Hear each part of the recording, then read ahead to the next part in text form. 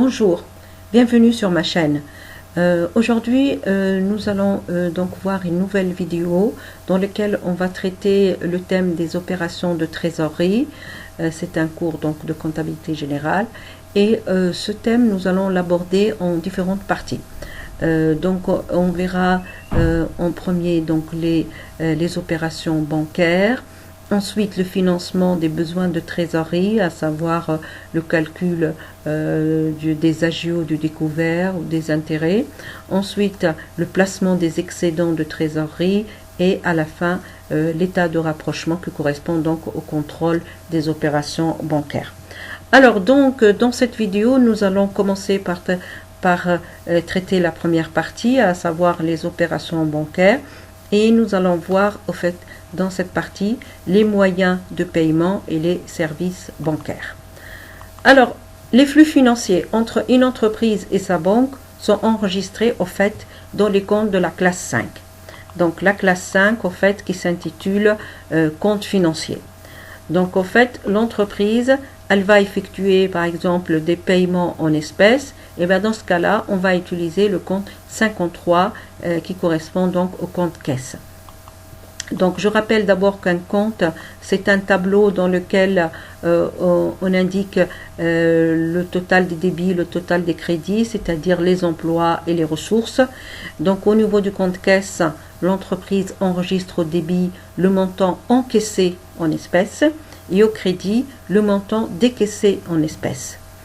Donc l'entreprise, bien sûr, elle peut encaisser en espèces comme elle peut décaisser. Donc elle peut payer certaines opérations en espèces comme elle peut être payée par ses clients en espèces. Alors quand l'entreprise réalise des paiements par chèque, par carte bancaire, par virement bancaire ou par prélèvement bancaire, on utilise le compte 512 banque. Donc en fait, quand l'entreprise réalise des paiements ou elle reçoit des paiements. Bien sûr, l'entreprise aussi, elle reçoit de ses clients différents montants qui peuvent être payés également par chèque, par carte bancaire, par virement ou par prélèvement bancaire. Alors effectivement, le compte banque, dans ce cas-là, il sera augmenté donc au niveau du débit par le règlement que peut effectuer un client par chèque ou par carte bancaire ou par virement bancaire, et le compte banque sera crédité, donc il sera diminué par le paiement à un fournisseur. Donc l'entreprise elle paye ses fournisseurs, elle peut payer ses fournisseurs par chèque, par carte bancaire, par virement bancaire ou bien par prélèvement bancaire. Alors l'entreprise peut aussi utiliser le compte 514. On est toujours dans les comptes financiers, mais elle ne peut utiliser ce compte que lorsqu'elle a un compte à la poste. Et ce compte, donc, il fonctionne de la même façon que le compte 512 banque. Alors, les services bancaires. Donc, effectivement, une banque, quand elle accorde ses services, elle peut proposer, donc, au fait, des services gratuits ou des services payants. Donc certains services sont gratuits, comme par exemple l'ouverture d'un compte. Donc quand une banque ouvre un compte à un particulier ou à une entreprise, et bien généralement c'est un service gratuit. Alors en revanche, d'autres services sont payants et donc l'entreprise doit les facturer donc à ses clients qui sont donc également les particuliers ou les entreprises. Par exemple, les frais de tenue de compte. Exemple, une cotisation que doit payer celui qui possède une carte bancaire. Donc une carte bancaire n'est pas totalement gratuite. La banque prélève ce qu'on appelle une cotisation qui peut être trimestrielle ou mensuelle. Alors ces frais donc, constituent au fait une charge pour l'entreprise et s'enregistrent dans le compte 627 services bancaires. Alors je rappelle qu'une charge, c'est une dépense, c'est un appauvrissement de l'entreprise et on l'enregistre donc dans le compte de la classe 6 et plus précisément ici c'est le compte 627 services bancaires. Alors les banques utilisent le terme de commission bancaire pour désigner au fait ces services. Donc il faut savoir aussi que ces commissions bancaires sont soumises à TVA. Et la TVA c'est celle de 20%, c'est-à-dire la TVA au taux normal. Alors prenons un exemple. Le relevé de compte de la société Iris mentionne le prélèvement par le Crédit Lyonnais de 12 € au titre de la cotisation trimestrielle pour la carte bancaire le 3/11 de l'année N. Donc, il s'agit au fait ici de la société Iris qui possède donc un compte à la banque, le Crédit Lyonnais, et le Crédit Lyonnais va prélever, donc va facturer à cette entreprise la cotisation trimestrielle de sa carte bancaire. Et l'opération sera effectuée donc le 3 novembre. Donc nous allons ouvrir un journal pour enregistrer cette opération. Donc on indique la date du 3 novembre.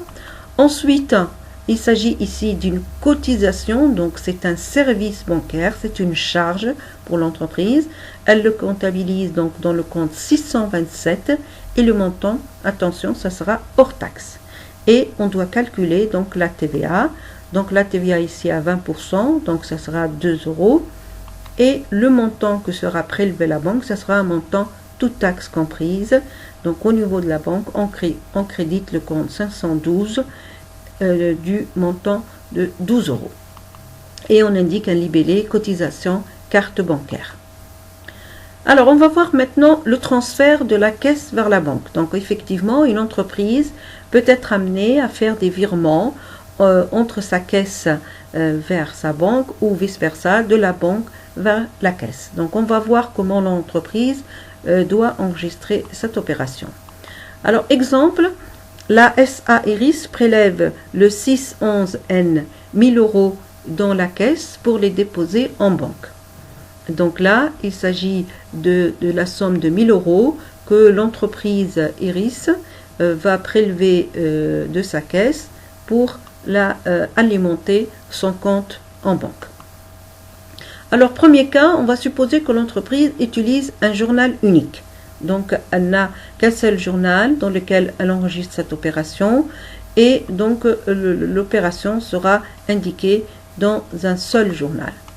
Alors, on ouvre donc le journal à la date du 6/11/N et on va débiter le compte banque. On commence toujours par un compte à débiter.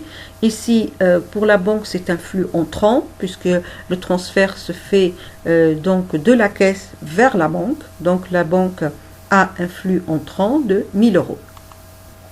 Le flux sortant sera enregistré dans le compte caisse et donc le compte caisse sera crédité de 1000 €. Et on indique bien sûr un libellé versement espèces. Donc voilà pour le cas où l'entreprise a un journal unique. Alors deuxième cas, si l'entreprise maintenant utilise des journaux divisionnaires. Alors ce qu'on appelle des journaux divisionnaires, ce sont des journaux qui sont liés à l'activité de l'entreprise et qui peuvent être selon les opérations effectuées. Donc on peut avoir par exemple le journal banque à part, le journal des achats, le journal caisse, le journal des ventes, etc. Et l'entreprise, selon l'opération qu'elle va effectuer, va ouvrir le journal qui lui correspond. Alors, puisque ça concerne le compte caisse, donc elle va d'abord ouvrir le journal de caisse. Le journal de caisse, donc au fait au niveau de la caisse, elle va ouvrir le compte 580 virements internes. Alors pourquoi ce compte?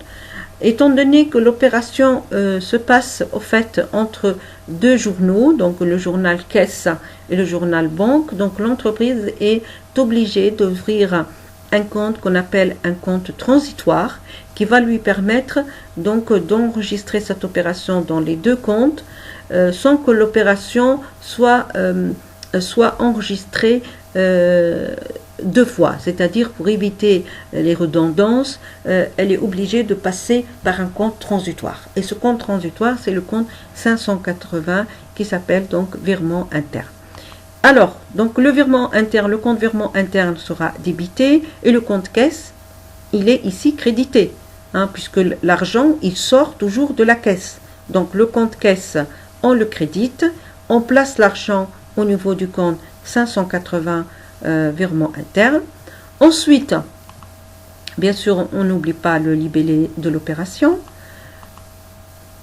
On ouvre le journal banque. Alors pour le journal banque, donc là aussi, on va débiter le compte banque puisque l'argent sera déposé en banque et on indique donc le montant de 1000 euros, mais on crédite le compte 580. Donc en fait, pour éviter d'avoir à effectuer l'opération deux fois, on utilise un compte transitoire. Donc le compte qu'on a utilisé dans le journal de caisse était au débit, là il sera au crédit, 580 virement interne et ce sera de 1000 euros et versement en espèces. Alors il faut savoir qu'à l'issue de l'opération, le compte 580 virement interne sera soldé. Donc c'est juste un compte transitoire qui a permis d'enregistrer cette opération dans deux journaux différents et pour que l'opération ne soit pas comptabilisée deux fois, on a utilisé un compte transitoire pour enregistrer cette opération. Voilà, nous arrivons à la fin de cette vidéo. Merci de votre attention. N'oubliez pas de vous abonner et de partager pour plus de vidéos. Merci, au revoir, à bientôt.